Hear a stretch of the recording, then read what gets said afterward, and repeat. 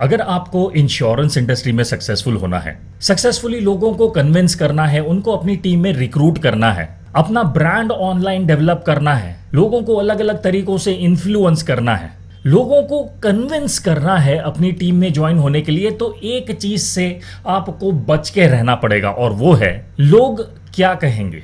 जी हाँ, ये बहुत ही भयंकर बीमारी है और इस बीमारी से हर किसी को बच के रहना चाहिए। लेकिन कैसे, आइए देखते हैं इस वीडियो में।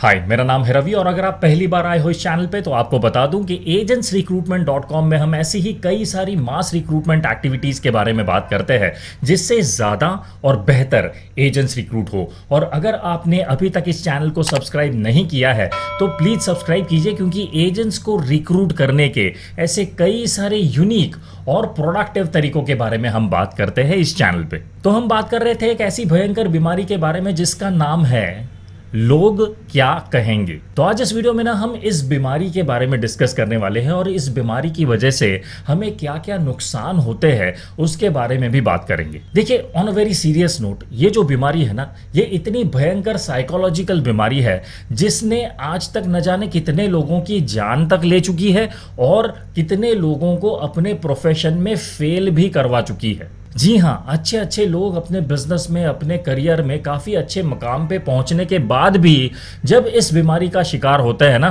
तो आप समझ लीजिए कि ये बीमारी उनको कंप्लीटली खा जाती है। जितना भी सक्सेस उन्होंने लाइफ में देखा हुआ होता है वो सारा सक्सेस चला जाता है। यहां तक कि उनको और कुछ नए एक्सपेरिमेंट्स करने की या फिर नए चैलेंजेस लेने की जो ताकत होती है ना, वो भी चली जाती है। तो जैसे आजकल नए नए वायरस जो भी मार्केट में घूम रहे हैं ना, वो आपको क्या करते हैं, सीधा आपके इम्यून सिस्टम पे हमला करते हैं, राइट। वैसे ही ये जो बीमारी है ना, लोग क्या कहेंगे, ये बीमारी आपके साइकोलॉजिकल इम्यून सिस्टम पे हमला करती है। तकरीबन 2000 साल पहले एरिस्टोटल करके एक काफी महान व्यक्ति हो गए हैं। उन्होंने इस बीमारी से बचने के लिए कुछ इस तरह से कहा है कि there is only one way to avoid criticism, do nothing, say nothing and be nothing. जी हाँ, इस बीमारी से बचने का एक ही उपाय है, आप कुछ मत कीजिए, आप कुछ मत कहिए और आप कुछ भी बनने की कोशिश मत कीजिए। जी हाँ, आप किसी भी मुकाम पे पहुंच जाओगे। अगर आप छोटी मोटी जॉब भी करना शुरू कर दोगे ना, तब भी क्या होगा पता है,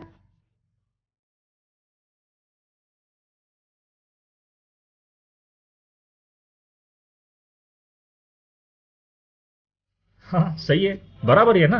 लोग तो हमेशा कुछ ना कुछ कहेंगे, उनका काम ही है कहना। लेकिन ये हमारा काम है कि क्या इन लोगों को सुनना है या नहीं सुनना है, राइट। तो ये बीमारी जो है ये हमें लगती कैसे है, इसके बारे में भी बात करते हैं। देखिए, ये साइकोलॉजिकल बीमारी है, इसलिए ऐसे कुछ सवालों के बारे में बात करेंगे जो सवाल अगर आपके दिमाग में घूमना शुरू हो जाए ना, तो आपको पक्का ये बीमारी लग सकती है। जी हाँ, ऐसे कुछ सवाल जिससे आपको लोग क्या कहेंगे सिंड्रोम हो सकता है। LKK सिंड्रोम, इस बीमारी का नामकरण कर दिया लगता है हमने अभी। या फिर आप इसको LKK मिस्टोसिस कह सकते हो, या LKK फोबिया, या LKK वायरस डिजीज 2020 भी कह सकते हो, LKK विड 2020। आप ऐसे कोई भी अच्छे अच्छे नाम सोच के इस बीमारी को दे सकते हो। अगर आपको इससे भी कोई अच्छा नाम सूझता है तो मुझे प्लीज कमेंट्स में लिख के बताइएगा। तो अभी के लिए हम इसको LKK सिंड्रोम कहते हैं, ठीक है, लोग क्या कहेंगे सिंड्रोम। तो ऐसे कौन से सवाल है जो हमारे दिमाग में अगर घूमना शुरू हो जाए तो ये बीमारी हमें पक्का लगने वाली है। ऐसे तो कई सारे सवाल हो सकते हैं, लेकिन इस वीडियो में मैं आपको 4 ऐसे एग्जाम्पल्स दूंगा कि अगर ऐसे सवाल आपके दिमाग में आना शुरू हो गए ना, हो गया फिर।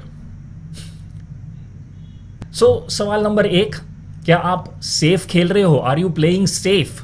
देखिए, हर किसी को ये पसंद होता है कि वो अपने कंफर्ट जोन में रहे, कंफर्ट जोन से बाहर ही ना निकले और जो चीजें उनको अच्छी लगती है, जो चीजें उनको करना आता है, वही चीजें करे और उन्हीं चीजों को करके उन्हें अच्छे अच्छे रिजल्ट्स भी मिले। और ये लगना नेचुरल है। मुझे भी ऐसा लगता था पहले कि agentsrecruitment.com इतनी बड़ी कंपनी हो जाए कि इंडिया में ही नहीं लेकिन दुनिया में हर किसी को इस कंपनी के बारे में पता चले, हर किसी को ये पता चले कि मैं इंश्योरेंस एजेंट्स को रिक्रूट करने के लिए उनको कितनी अच्छी तरह से मदद कर सकता हूं। लेकिन मैं अपने कंफर्ट जोन से बाहर आने के लिए बहुत ज्यादा डरता था। जी हाँ, मैं ये सोचता था कि मैं लोगों के सामने आऊँगा, मेरा चेहरा दिखाऊँगा, मैं उनके साथ बात करूँगा, तो लोग मेरे बारे में क्या सोचेंगे। और अगर मुझे कम समय में ज़्यादा से ज़्यादा लोगों तक पहुँचना है, तो ऑब्वियसली मुझे वीडियोज़ बनाने पड़ेंगे। तो मेरा ये चेहरा वीडियो पे कैसे नज़र आएगा? मैं जिस तरह से बात करता हूँ, वो स्टाइल क्या वीडियो पे अच्छी लगेगी? और ऐसे कई सारे सवालों के बारे में सोचता था, और ये बीमारी मुझे लगने ही वाली थी कि तभी मैंने अपना पहला वीडियो शूट किया और उसको यूट्यूब पे अपलोड किया। और सच बताऊं, उस वीडियो को मैंने खुद ने रिजेक्ट किया था, क्योंकि मुझे जो क्वालिटी चाहिए थी, जिस तरह से मुझे अपने आप को रिप्रेजेंट करना था, वो वीडियो उससे कहीं पे भी क्लोज नहीं था। लेकिन वो जो मेरा पहला स्टेप था ना, अपने कंफर्ट जोन से बाहर निकलना, वही मेरा पहला डोज था इस बीमारी से बचने के लिए। सो ये देखते हैं कि आज इंश्योरेंस रिक्रूटर मार्केट के अंदर किस तरह से रिक्रूटमेंट कर रहा है। ज़्यादातर 3 तरीके हैं जिससे रिक्रूटमेंट आज लोग कर रहे हैं इंश्योरेंस इंडस्ट्री में। सबसे पहला तरीका उसमें यह है कि इंश्योरेंस रिक्रूटर खुद के नेचुरल मार्केट में सबसे पहले रिक्रूटमेंट करता है। नेचुरल मार्केट मतलब खुद के फ्रेंड्स और रिलेटिव्स को अप्रोच करना। ये वीडियो को मैंने उस समय पे मोबाइल पे शूट किया था। इस वीडियो को शूट करने के लिए स्क्रिप्टिंग क्या होता है, स्क्रिप्ट्स कैसे बनाते हैं, ये भी मुझे पता नहीं था। वीडियो एडिटिंग टूल्स के बारे में कुछ पता नहीं था, यूट्यूब के बारे में कुछ पता नहीं था, या यूट्यूब में और कौन से अच्छे अच्छे फीचर्स है जिसका इस्तेमाल मैं कर सकता हूँ। मेरे वीडियोस को ज्यादा से ज्यादा व्यूज मिले, उसके लिए मुझे क्या करना चाहिए, ऐसी किसी भी बातों के बारे में मुझे पता नहीं था। लेकिन फिर भी मैंने वो किया, और आज agentsrecruitment.com 50 से भी ज्यादा कंट्रीज में मोस्ट एडमायर कंपनी की तरह पे जानी जाती है। और मैंने क्या किया, मैंने सिर्फ अपने कंफर्ट जोन से बाहर आने की कोशिश की, और मेरे हिसाब से हम सभी को ये करना चाहिए। और बिलीव मी, उसके रिजल्ट्स अमेजिंग होते हैं। और उसके बाद हम बात करते हैं हमारे दूसरे सवाल के बारे में, और वो है, do you surrender when you are challenged? मतलब आपके सामने अगर कोई डिफिकल्टी आ जाए या कोई चैलेंज आ जाए, तो क्या आप तुरंत सरेंडर कर देते हो, आप हार मान लेते हो? जी हाँ, क्योंकि पता है ऐसे कई सारे लोग होते हैं कि अगर कोई भी चैलेंज उनके सामने आ जाए ना, तो वो क्या सोचते हैं पता है, यार हमसे ना हो पाएगा, या अपने आप को ही कहना शुरू कर देते हैं, यार तेरे बस की नहीं है, यार ये यूट्यूब पे वीडियो बनाना ना तेरे बस की नहीं है, इतने सारे लोगों को एक साथ इन्फ्लुएंस करना ना तेरे बस की नहीं है, मास रिक्रूटमेंट एक्टिविटीज को अच्छी तरह से इंप्लीमेंट करना ना तेरे बस की नहीं है। तो दूसरे उनको जज करे उससे पहले वो खुद ही अपने आप को जज करते हैं और अपने आप को समझाना शुरू कर देते हैं कि तेरे बस की नहीं है, नहीं भैया तेरे बस की नहीं है। तो क्या आपके भी दिमाग में ऐसा चलता रहता है? क्या आप भी चैलेंज से घबराते हो? क्या आप भी डिफिकल्ट सिचुएशन से घबराते हो? अगर हाँ, और अगर ऐसे ही सवाल आपके भी दिमाग में चल रहे हैं ना, तो ध्यान रखिएगा, ये बीमारी छोड़ेगी नहीं आपको। तो इसके बाद हम बात करते हैं हमारे तीसरे सवाल के बारे में, और वो है, do negative comments paralyse you? यानी कि आप नेगेटिव कमेंट्स से बहुत ज्यादा डरते हो? जी हाँ, अपनी इंश्योरेंस इंडस्ट्री में भी ना ऐसे कई सारे लोग हैं जो नेगेटिव कमेंट्स से बहुत ज्यादा डरते हैं। जब भी वो रिक्रूटमेंट कॉल पे हो और अगर सामने वाले बंदे ने बोल दिया ना, अरे इंश्योरेंस एजेंट आज किसको बनना है यार, या फिर यार तुम लोगों को उल्लू बनाना छोड़ दो, या और कोई ढंग का काम नहीं मिला, इंश्योरेंस इंडस्ट्री ज्वाइन कर ली, तो ऐसे अगर नेगेटिव कमेंट्स किसी के सामने आ जाते हैं ना, तो घबरा जाते हैं। वो सोचना शुरू कर देते हैं कि यार मैंने कोई गलत काम तो नहीं कर लिया इंश्योरेंस इंडस्ट्री ज्वाइन करके। और जो भी एफर्ट्स डालने वाले होते हैं ना, उन एफर्ट्स पे भी डाउट करना शुरू कर देते हैं कि यार ये लोग बोल रहे हैं, सच बोल रहे हैं क्या? मुझे और लोगों को मिलना चाहिए क्या? मेरे फ्रेंड्स और रिलेटिव्स में मुझे बताना चाहिए कि मैं इंश्योरेंस में काम करता हूँ? क्या उनको भी मुझे अप्रोच करना चाहिए एजेंट बनने के लिए? क्योंकि देखो ना, पहले 2 लोगों को जिनको मैं मिला, उन्होंने इतना बुरा कमेंट दिया मुझे, इतना नेगेटिव कमेंट दिया। मेरे पास तो अभी 2000 लोगों की लिस्ट पड़ी हुई है। इन लोगों को अप्रोच करूंगा तो पता नहीं फिर मेरी हालत क्या हो जाएगी। तो अगर आप इस तरह से सोच रहे हो, तो let me tell you, negative comments ये इंश्योरेंस इंडस्ट्री का हिस्सा है। और सिर्फ इंश्योरेंस इंडस्ट्री का ही नहीं, जिस इंडस्ट्री में भी सेल करना पड़ता है ना, उस इंडस्ट्री में भी नेगेटिव कमेंट्स ये उनके बिजनेस का हिस्सा है। तो आपको इन नेगेटिव कमेंट से कोई डरने की जरूरत नहीं है, क्योंकि अगर कोई नेगेटिव कमेंट नहीं देता, कोई मना करता, या किसी को समझाने की जरूरत नहीं पड़ती, तो शायद किसी भी इंडस्ट्री में या किसी भी कंपनी में सेल्स वालों की कोई जॉब नहीं होती। तो सेल्स वालों का तो ये काम ही है ना कि मार्केट में से नेगेटिविटी को हटाना, पॉजिटिविटी क्रिएट करना, ब्रांड अवेयरनेस बढ़ाना, जो प्रोडक्ट आप बेच रहे हो उस प्रोडक्ट के बेनिफिट्स लोगों को समझाना और ज्यादा से ज्यादा सेल करना, राइट?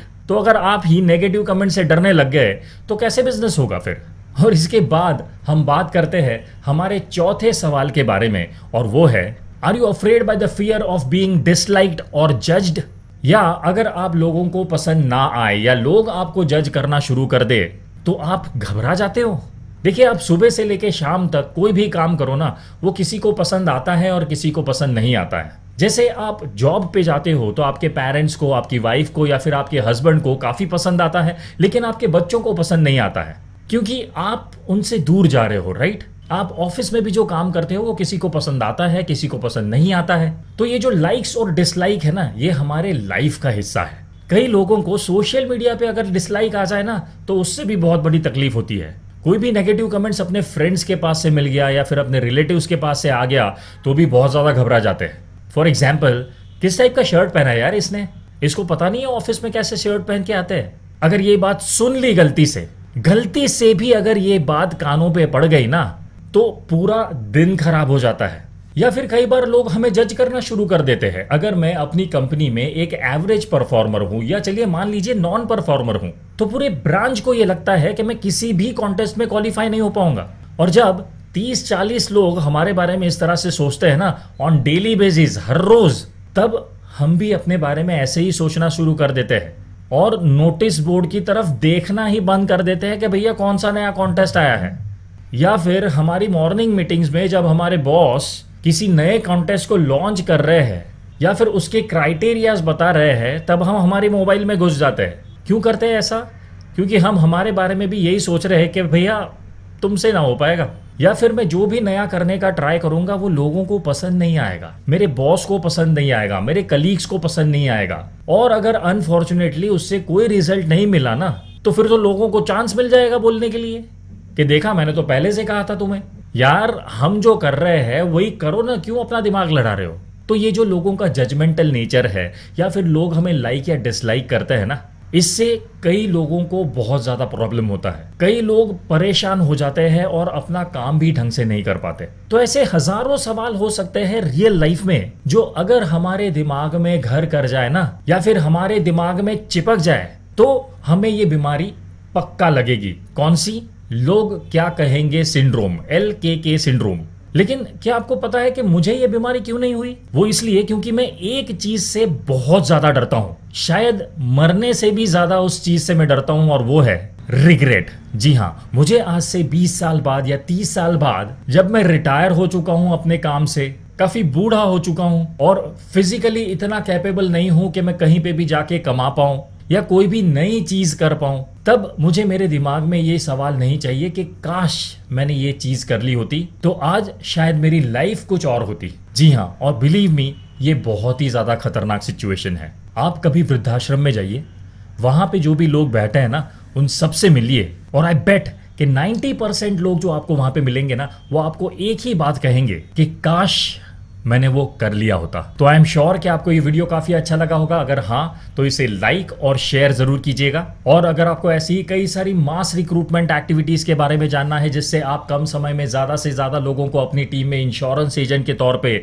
रिक्रूट कर पाओ, तो आप लॉग ऑन कीजिए agentsrecruitment.com इस वेबसाइट पे, क्योंकि इस वेबसाइट पे हमने ऐसे ही कई सारी मास रिक्रूटमेंट एक्टिविटीज को 2 वीडियो ट्रेनिंग मटेरियल में कंपाइल किया हुआ है जिनका नाम है रिक्रूटिंग एजेंट्स एडिशन 1 और रिक्रूटिंग एजेंट्स एडिशन 2। इन दोनों वीडियो ट्रेनिंग मटेरियल में जितनी भी मास रिक्रूटमेंट एक्टिविटीज है, अगर इन सारी मास रिक्रूटमेंट एक्टिविटीज का आपको एक साथ एक्सेस चाहिए तो हमने एक बंडल पैक बनाया हुआ है। इस बंडल पैक का एक्सेस लेते ही आपको रिक्रूटिंग एजेंट्स एडिशन 1 और रिक्रूटिंग एजेंट्स एडिशन 2, इन दोनों वीडियो ट्रेनिंग मटेरियल में जितनी भी मास रिक्रूटमेंट एक्टिविटीज है उन सारी मास रिक्रूटमेंट एक्टिविटीज का एक साथ एक्सेस मिल जाता है। इन मास रिक्रूटमेंट एक्टिविटीज को या फिर इस बंडल पैक को एक्सेस करने का लिंक मैंने नीचे डिस्क्रिप्शन में दे दिया है। So question of the day, क्या आप भी मेरी तरह पहले LKK सिंड्रोम या फिर लोग क्या कहेंगे सिंड्रोम का शिकार हुए थे? अगर हाँ, तो ऐसा वो कौन सा सवाल था जो आपको परेशान करता था? उसके बारे में मुझे नीचे प्लीज कमेंट्स में लिख के बताइए। और